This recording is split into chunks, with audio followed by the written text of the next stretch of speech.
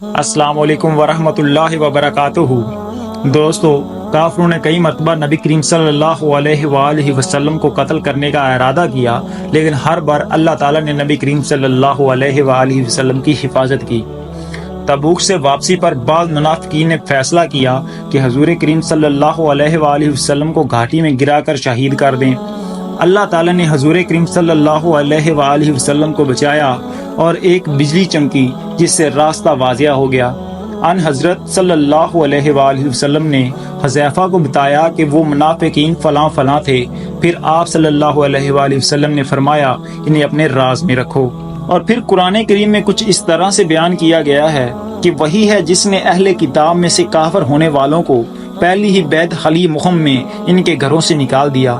تمہارا گمان نہیں تھا کہ وہ نکل جائیں گے، اور وہ یہ سمجھتے تھے کہ ان کے قلعے انہیں اللہ کے عذاب سے بچا لیں گے، مگر اللہ کا عذاب ان پر ایسی جام سے آئے گا جہاں سے وہ سوچ بھی نہیں سکتے، اور ان کے دلوں میں رعب ڈال دیا اور اپنے گھروں کو اپنے ہاتھوں اور مومنین کے ہاتھوں سے اجاڑ رہے تھے۔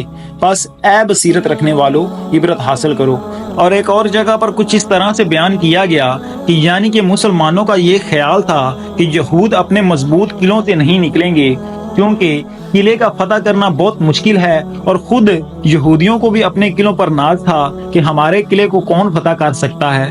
لیکن ہوا یہ کہ اس قلعے پر ایسی جام سے حملہ ہوا جہاں سے وہ سوچ بھی نہیں سکتے تھے، اور جاتے ہوئے اپنے گھروں کو خود اپنے ہاتھوں سے خراب کر رہے تھے۔